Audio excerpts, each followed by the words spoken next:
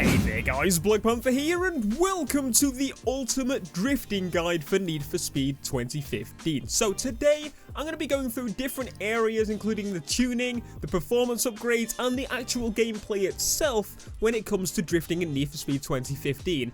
By the end of the video, you will have a pretty solid idea on how it all works and how to set up your tunes and, well, how you would prefer to do it. You'll be able to experiment and such. Anyway, let's get into the video. So you can see that we're customizing the skyline here. You'll see that probably the car is going to change throughout the video.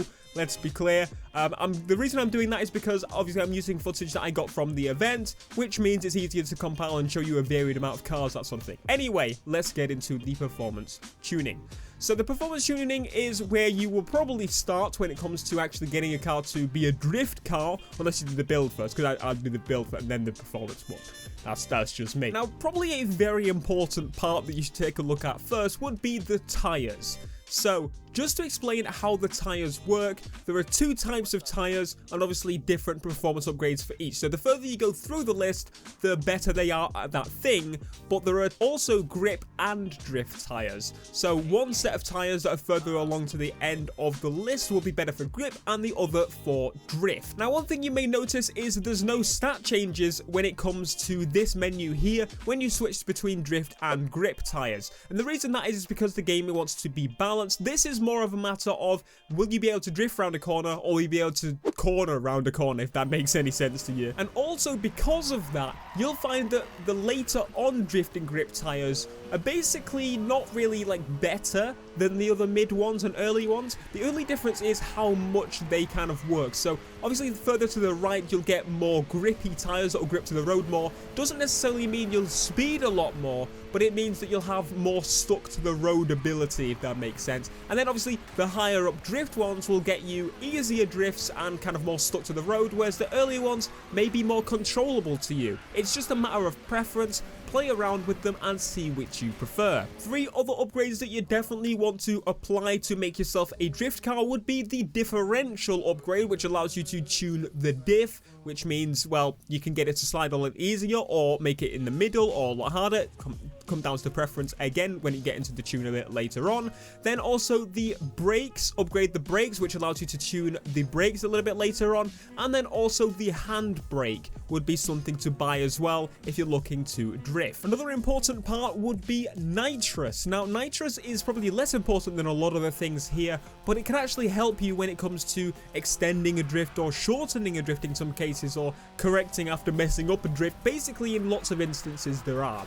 So when it comes to upgrading nitrous in the performance upgrades, you'll have multiple options, including obviously going all the way to the end. The end will allow you to tune it a little bit more. And then for the upgrades, you'll have two different options. There is timed nitrous and action nitrous. So for those that don't know, timed nitrous basically goes up over time, replenishes over time. And then action nitrous, well, basically goes up as you do drifts or near misses and that sort of thing, like the classic Need for Speeds. So this comes down to preference but also practicality, because obviously if you're doing a lot of drifting because we're making a drift car, then you may as well go with the action nitrous. Again, the rest would be all preference. A lot of these are preference as well. You don't have to put them in, but these are what I would recommend for kind of the baseline drifting. And so if you want to go with more performance, you can obviously put everything in. If you want to go with less performance, you can put a few things in or none at all. It's completely up to you. But anyway, now onto the actual tune. This is where you make the difference between the drift and, well, grip.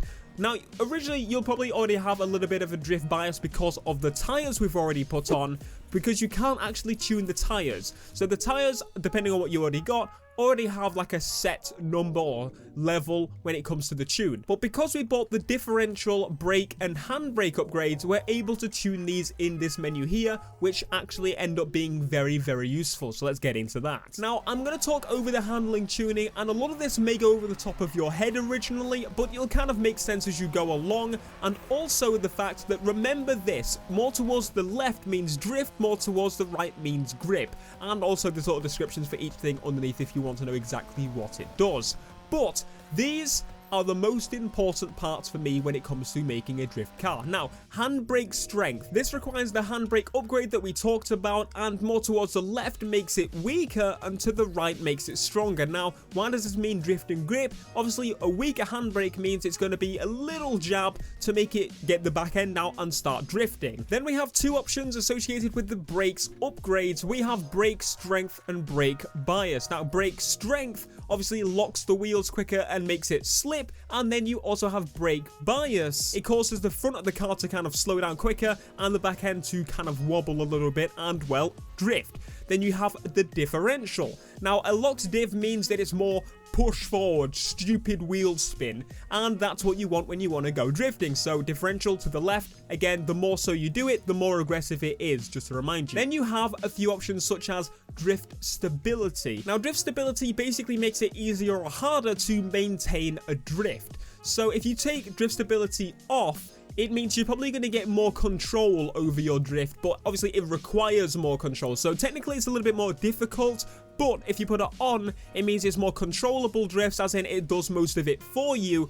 But it does mean cleaner drifts, for example, and you can actually use it for your advantage when it comes to a non-drift build, because obviously it's going to be much more shorter and easy to just snap back out of it, if that makes any sense. Then you have braking drift assist. Now this option is either on or off, and it allows you to press the brake to get into a drift, or when you press the brake, it just brakes. It's kind of making it so either more like Rivals, where you tap the brake and you can get into a drift easier, or it will be less likely with the other option. Then you have two important options towards the top, which are steer response and steering range. So as you can tell from the explanation, the response is how quickly it goes into it, and the range is how much it can do. So personally, I find kind of not completely wide. If you put it completely wide, I believe personally, from personal experience, again, it might be different for you, it does feel a little bit too much. So kind of finding a balance for different cars. Obviously, some cars may need it all the way. Some cars may need it just a slight bit. It depends what you're driving. But personally, I put them around the halfway point and work from there. So there we have my thoughts on how you should set up a drift car in Need for Speed 2015. So as I said, a lot of that was personal opinion. You may play around with it and find out a setup tune for yourself that you prefer on one car, and it may be completely different for another. It's a lot to think about, but those are, I would say, the basics when it comes to setting up a drift car. And then you're going to throw on, say, a new turbo. You're going to throw on an engine upgrade. You're going to change the tire pressure, and that's all going to affect how the car handles. But personally, I believe I have found what I like, so I wanted to share with you guys in case some of you like it as well.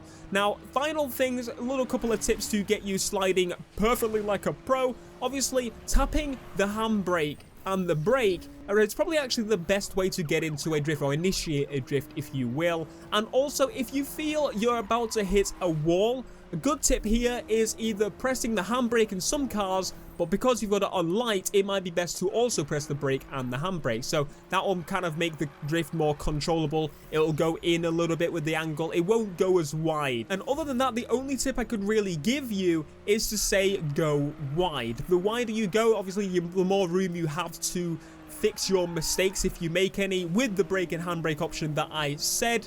And obviously watch out for cars, because they would ruin your flow.